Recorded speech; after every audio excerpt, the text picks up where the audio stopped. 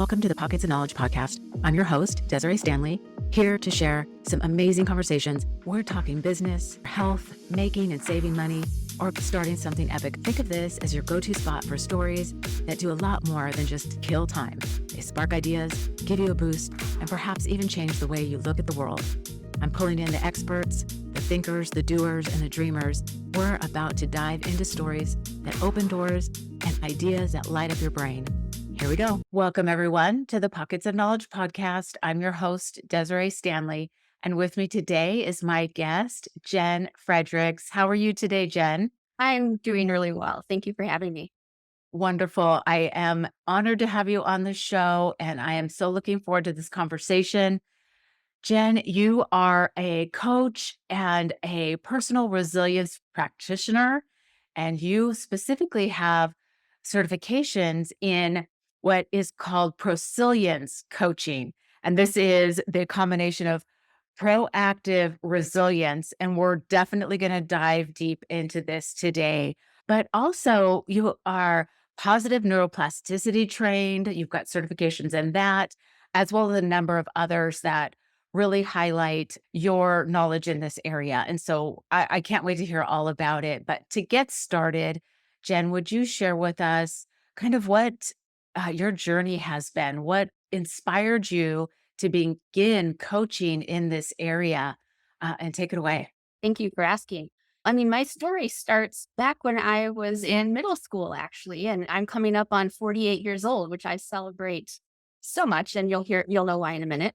But when I was ill quite a bit in middle school, I didn't really know why. And finally, I was diagnosed with a chronic kidney disease and ended up needing to have a kidney transplant by the age of 15.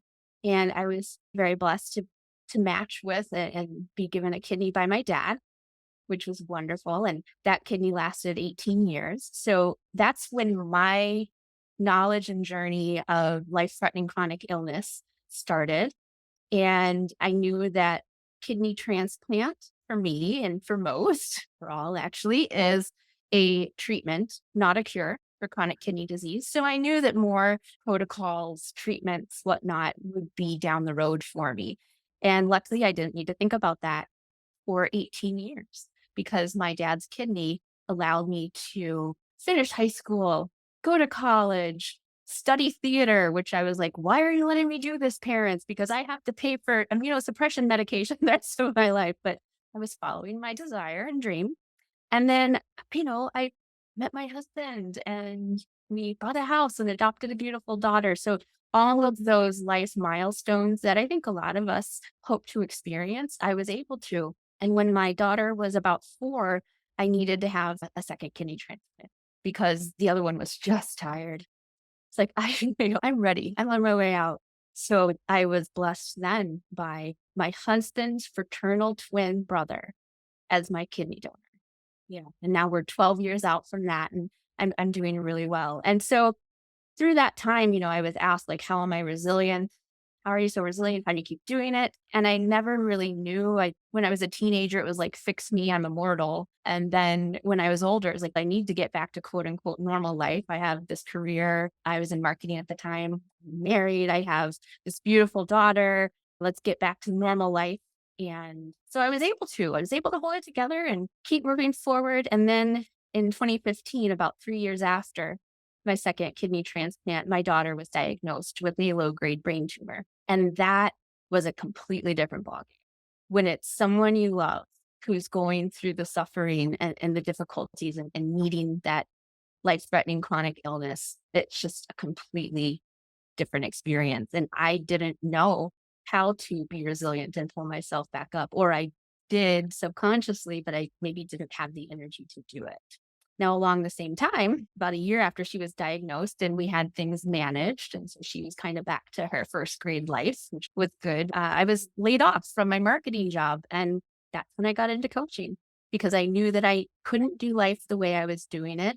And a past colleague of mine was coaching and I met with her and was like, wow, maybe this could help me for my career. But little did I know it's what kept me upright. It's what helped heal me from the anxiety and depression I was feeling during and after my daughter's diagnosis. And it's what continues to support me in my chronic illness journey. And after 7 years of general life coaching, I decided that it was time I focused on what I really know, and that's the chronic illness journey. Wow. Jen, thank you for sharing that with us. And wow, just amazing. Congratulations on the success that you've had with the transplants. That's Thank you. fantastic. And, it's obviously there's a reason you are still here. And the work that you're doing, I think, is so, so important in helping others who are beginning, in the middle of, or, at the end of this journey of dealing with chronic illness and, trying to manage the anxiety, the stress, the maybe depression, and all the other things that are wrapped in that, you know, kind of a maybe terminal issue, Yeah. right?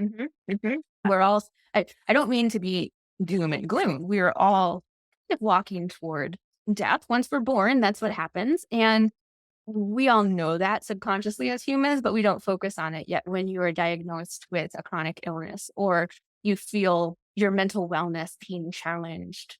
It becomes a lot more present and your reality that you face every day. And my hope is that I'm able to guide and support those who are experiencing those types of things in a way that isn't draining and is more life giving. Because why are we working so hard to heal if we're not going to really live the life we're working to heal? So it's the in both, if that makes sense. I love to help people find in the suffering, how can you also experience the joy? Yeah, that's a great couple of points in there, Jen, for sure. First of all, we are from the moment we're born beginning to die. And that is a fact. And you're right. Most of us don't think about that ever, but it is true. And I did have a guest on before who is a death doula. And so we Yes. talked in depth about that. So that was fantastic. But what you're doing really, I think, is so amazing because not only are you helping, people who are going through this, but also the caregivers of the people who are dealing with these chronic illnesses. And so let's talk a little bit about that. How are you providing support for the people who are helping the people going through the illness? The first thing that I really notice when speaking with a caregiver is how lost they can feel, how overwhelmed they can feel, how absolutely exhausted and overwhelmed they can feel. Now, all of these feelings are coming from such a place of love because they're giving of themselves so much because they care about this person. Yet, when we can't pause, and this is so cliche, but when we can't pause and still ourselves, we don't have anything to give to those that we love. And so the first thing I really talk about with caregivers is that place of, I understand it is so hard. I know where you're coming from. This is what helped me get on a path that doesn't leave me drained, where I don't feel overwhelmed all the time, where I can share moments of happiness and joy with the person that I'm caring for because I don't feel burned out. And so I talk a lot with them about learning to manage personal energy. So I know a lot of people say to caregivers, well, you have to take care of yourself. Like, be sure you take care of yourself. And I heard that and it was well meaning, but I wanted to throw something at them. Because what does that mean? Where am I going to find time? I don't have time to go get a massage or, go on a date night right now or fill myself that way. And so I really believe that the evolution of caregiver self care is learning energy management skills, learning to manage your physical energy, your mental energy, emotional, and spiritual energy, because all of these forms of energy are interconnected and they're what fuel our resilience. Wow. Okay, good stuff. And I want to hear more about that for sure. But the point that you made about this cliche idea of you've got to take care of yourself, cliches are cliches because they're true. But the throwing something at somebody, I can totally see that because in the moment you're just so frustrated probably and tired and that's the last thing you want to hear is this platitude that somebody just spouts at you. But so let's talk a little bit more about managing your energy in around those areas that you just shared with us because I want to hear more. Yes, it is, I think, really the cornerstone of all of this. And as a personal resilience practitioner, I work with the four building blocks of resilience. And one of those building blocks is managing energy. And so I invite people to pause first. I really want to just hold people in comfort and let them know that I want to walk along with them on all of this. And let's take a look at where you're feeling depleted physically, mentally, emotionally, or spiritually. Like mentally, are you not being able to think clearly and quickly? Are you having energy drains there? Emotionally, are you able to work with difficult feelings? Or do you feel that those are kind of leaking all over the place? And spiritually, are you able to connect with a sense of meaning and purpose outside of yourself and outside of the caregiving work that you're doing so that you can have this continuous flow of energy into all four energies? So I do give people, the idea of pausing, self-regulating, taking a break, calming yourself, and then looking, where am I using the most energy? And what would be the next easy step for me to take to plug one of those energy leaks? And then we come up with the new habit, the new practice. And slowly but surely, you can start to feel your energy come back so that you have a little bit more in your tank for those challenges that come at you as you're a caregiver or a patient. Yeah, great points for sure.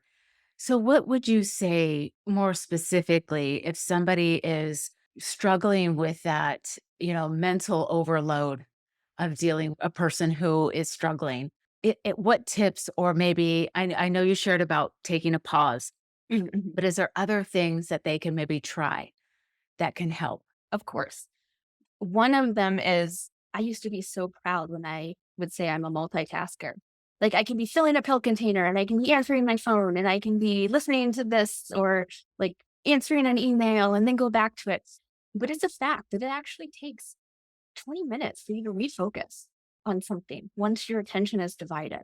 So the easiest tip I can give is to be present exactly where you are and complete that task first. Put the phone away if you can. I love my phone. Put the phone away, fill the pill containers, focus solely on that. Because if you're doing it, that will help plug that energy leak of your mental energy inactivity. Yeah, that's a great point about this myth of multitasking. And really, we are not multitasking. We are stopping a task, refocusing on a new task, then stopping that, and then refocusing.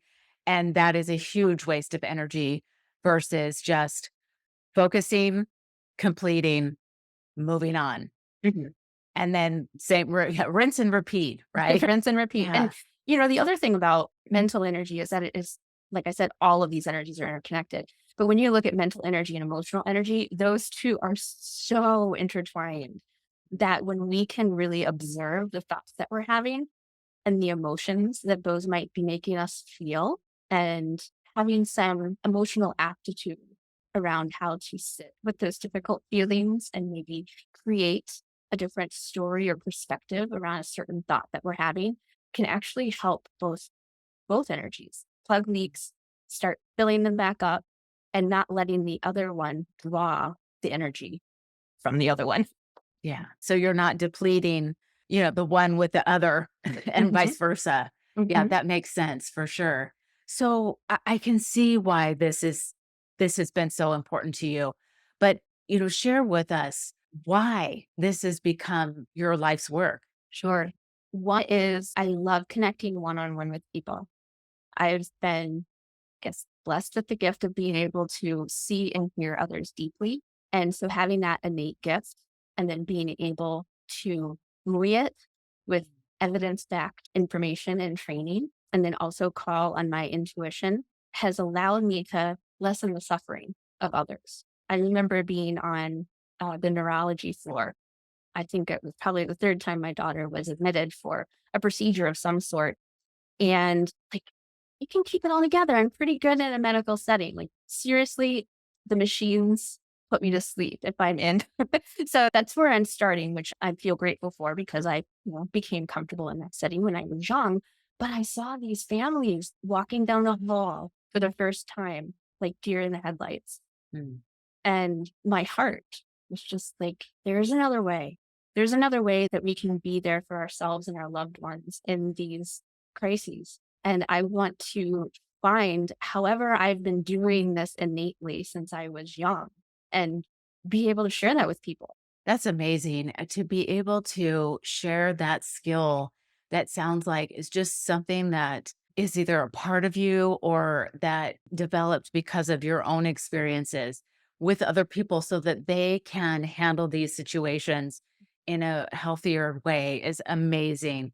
And I can just imagine you described, walking down the hallway and hearing these machines and all of that. And in that hospital setting, the fear that you must feel, the doubt, the concern, just all of those things just really playing in. And then the machines making the noise, increasing the stress levels. I can Mhm. absolutely see that. And so having your perspective and the experience and then being able to share that with others so that they can manage those feelings, thoughts, and emotions around that is amazing. So good on you for what you're Thank doing. you. That's And beyond that, the framework of resilience that's shared in the book Prosilience by Linda Hoops, who's an industrial and organizational psychologist, this framework is actually pretty much step by step framework. So if you are in a crisis or meeting a challenge, you can practice this beforehand, which is the proactive piece, so that when you're actually in that challenge, you know what steps to take and what resilience muscles and characteristics to access to help support you in those difficult times. So, my goal, once I help a patient or caregiver reach their resilience benchmark, if you will, where they're feeling their energy is up to a place where they can start thinking about building, like if you go to a gym, you lift weights until your muscles are done, and then they actually grow and expand because you practiced it. So we can micro practice during micro challenges to help build our resilience for those times that are coming down the road. and I think this is a great suggestion. The book I'll link that for sure Mhm. for the listeners. But I think that we all need to learn how to manage experiences that are coming at us. And we're managing ourselves in the face of that experience. And I think that applies through our entire life. It doesn't necessarily have to be a health challenge, right? Right. Oh, definitely not. Definitely not. Yeah, I use this framework as well with, I still have general life coaching clients that come back and work with me. And I love that. And we can use it for negative challenges or positive challenges. Now, I'm saying that because in general, I think challenges are neutral. And it's the energy that we give them that either, takes us up or down. But I'm able to help them look at, oh, I want to go out for this promotion. That's a challenge. That's going to take strategy and managing your energy and tapping into your really strong resilience muscles in order to support you in getting to where you want to go. And so that's what's so marvelous, I think, about this work that Linda has been studying for the past 30 years and then, disseminating is that we can use it, like you said, in all aspects of our life. I actually was very honored as I went through practitioner training with her when she said that, like, you just simply embody resilience. Mm. Oh my gosh. Well, I thought that when I was reading the book. It was like, she's been following me around since I was 15. It was quite a life changing read. Yeah. Okay. Excellent. I for sure will include that for the listeners because I think everybody should check that out. And I'm going to look at it myself Mhm. as well because we don't know what tomorrow brings. Mhm. We don't know what things we're going to be facing. And to have, like you said, the muscle strength, but it's kind of a mental muscle strength in how we handle these situations. So I think that's fabulous. Mhm. Okay. So let's talk a little bit about how often it's family members who are helping those who are dealing with chronic illnesses, and they're unpaid. These are, a daughter, a mother, a spouse, whatever, mother-in-law, daughter-in-law, familial Right. situation that usually it's the person who steps in to help, Mhm. right? I recently read a statistic on like, the Family Caregiving Alliance page, and I think this is a couple of years old, but like 435 million or something people have provided or are providing familial caregiving support. Okay, let me That's ask you, did you yeah, say million? that yeah. I'm sorry, 43.5 million. Okay. Yeah, not That's a lot though. 4.5, 43.5 million. And I mean, I can tell you just from being in the hospital with my daughter, her hospital's a children's hospital. It's 7 stories high. And for the most part, the beds are usually full Mm. and there's usually 1 or 2 adults in the room with each of the children. And so that blows my mind. And I actually also am a caregiving.com champion. Caregiving.com is a great website resource for caregivers out there. And the caregiving.com champion program was meant to bring some local information to each of the different cities and areas that the champions lived in.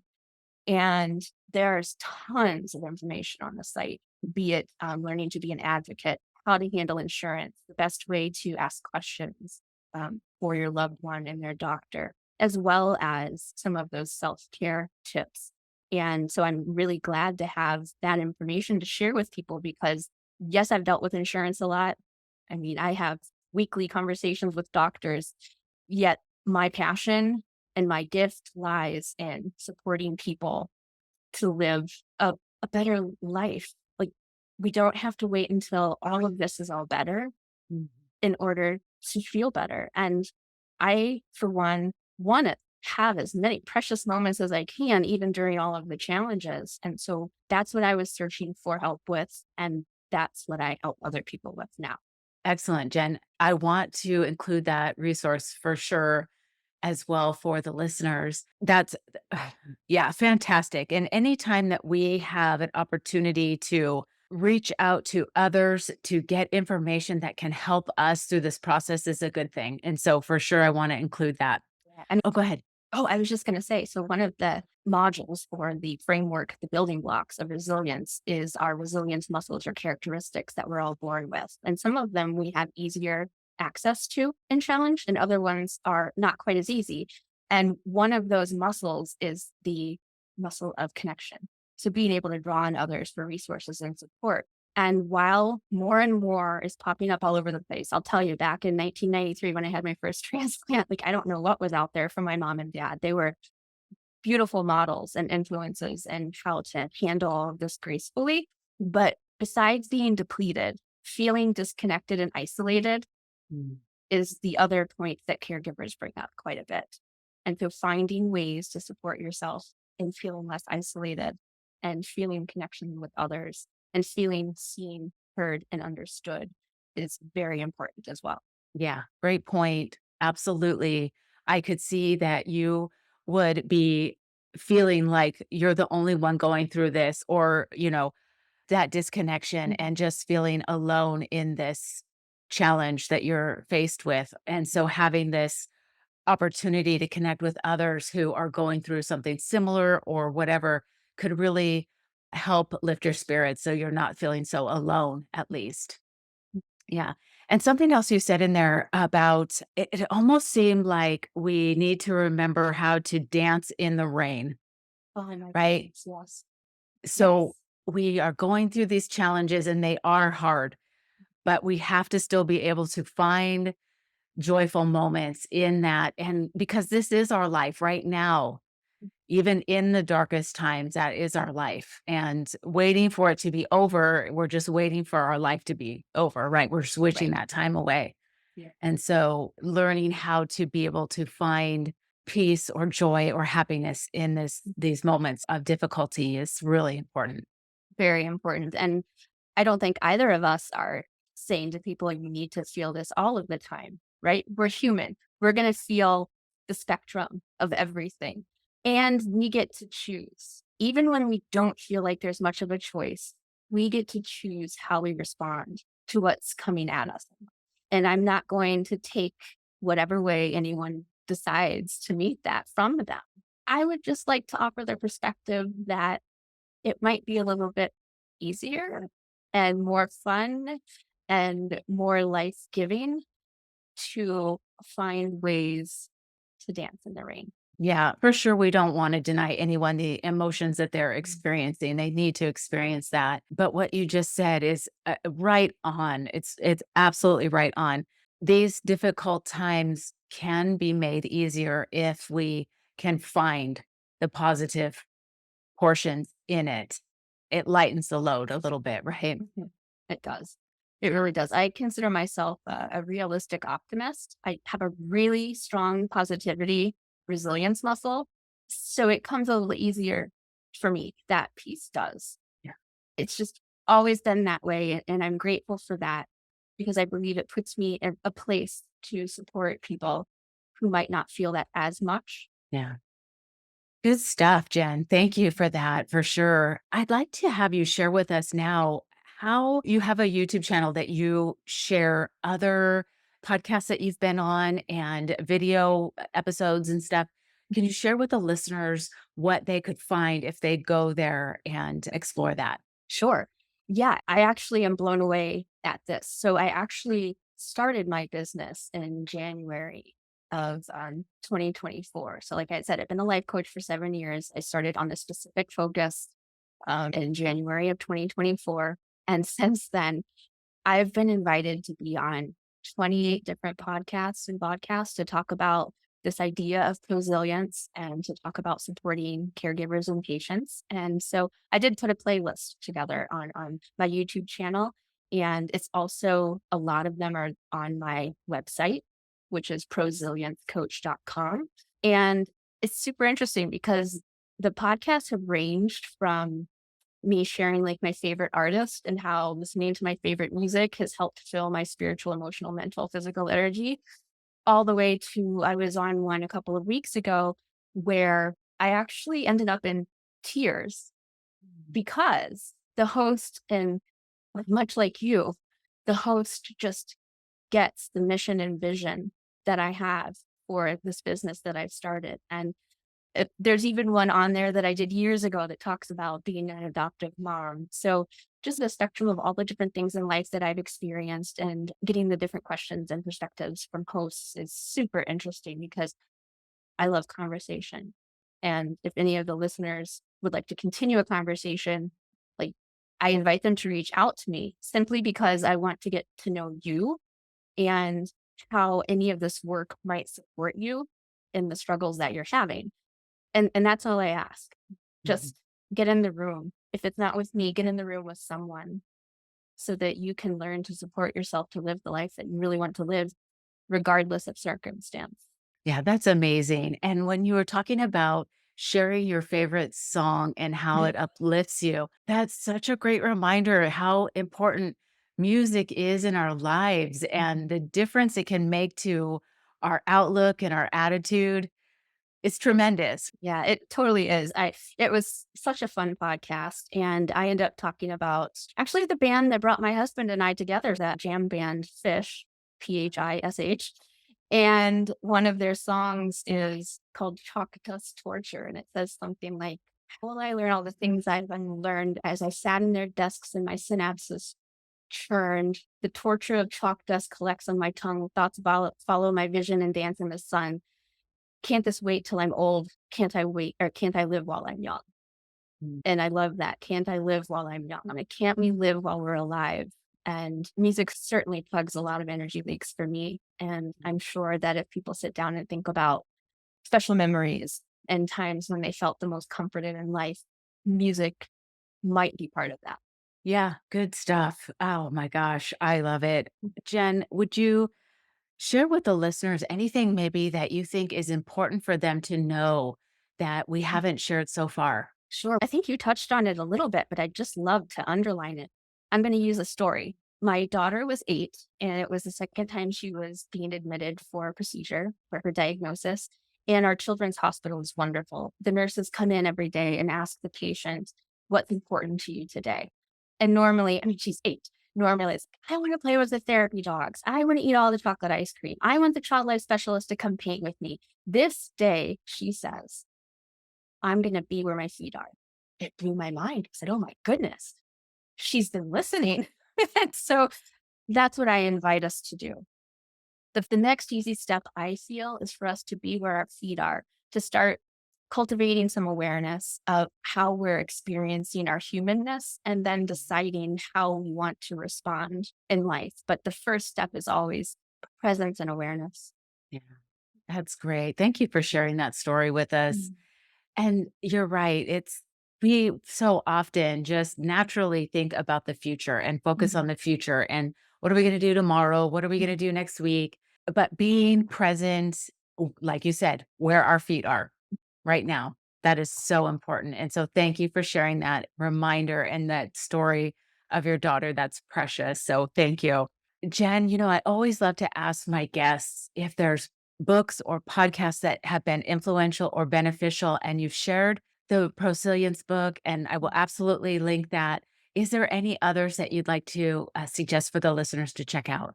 I've read quite a few. I am rereading quite a few. I may not get all of the authors' names right, but I'm sure we can correct that in the show notes. Of course, I love The Four Agreements, Don Miguel Ruiz, Prosilience with Linda Hoops. And there's one that's called Close to the Bone. Mm. I have never read a more beautifully written book about chronic illness and living with chronic illness than this author provides us. And the name is escaping me, but I reread it every couple of years.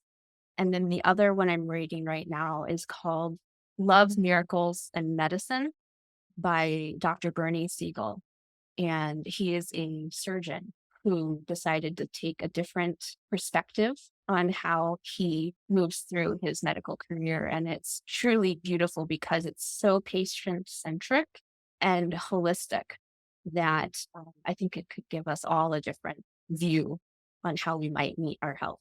Excellent. Great suggestions for sure. I will Google that and or research it. If you want to pop that to me in an email, maybe Yeah. we'll put that in the show notes for the listeners so they can easily locate that, because that sounds like a fantastic book as well.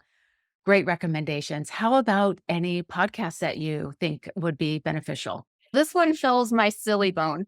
I really love the podcast with Jason Bateman and Sean Hayes and Will Arnett. What is it called? Smartless?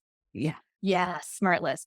I'm a huge Arrested Development fan. And so I do believe laughter is the best medicine. Even in dark times, I can find humor in things when I shouldn't. I remember after my daughter had her first surgery, my husband was out of town. So a good friend was with me.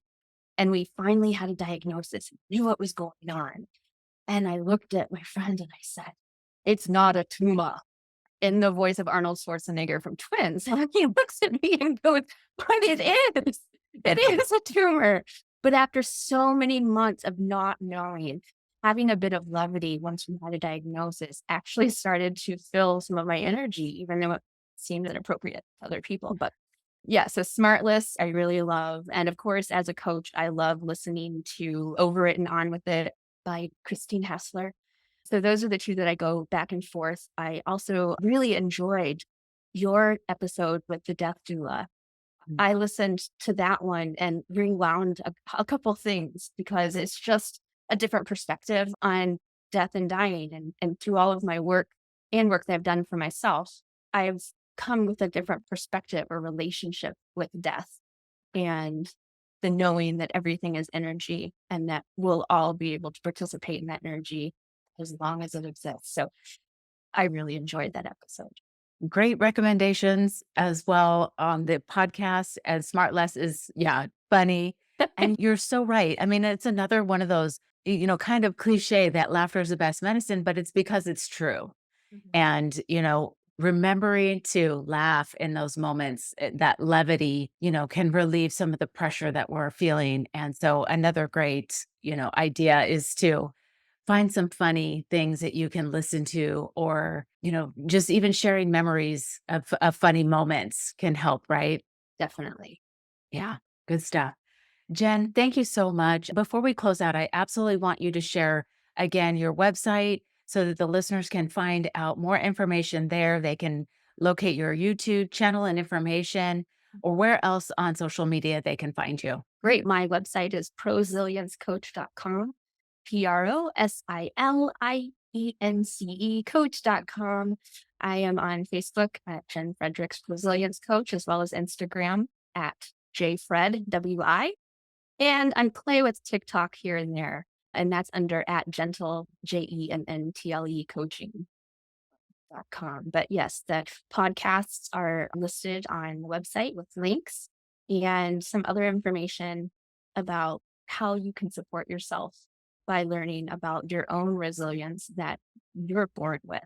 Yeah, and that's great to know because then you can tap into what you already have, the tools that you already possess, right? Yes.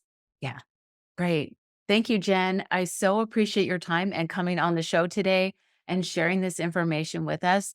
It's tremendous work that you're doing. Really, I think it's just fantastic. And so thank you for taking the time to come on and share this information with us. My pleasure. Thank you so much for seeing the value and wanting to share that with your listeners. Oh, for sure. We'll talk more soon. Sounds good. Thank you, dear listeners, for tuning in to another insightful episode of the Pockets of Knowledge podcast. We appreciate your time and curiosity as we explore fascinating topics together. If you enjoyed today's discussion, be sure to join us next week for another amazing episode. Remember, your journey of learning and growth is a continuous adventure, and we're thrilled to be part of it. Don't forget to subscribe so you never miss an episode. Until next week, stay curious and keep exploring those pockets of knowledge.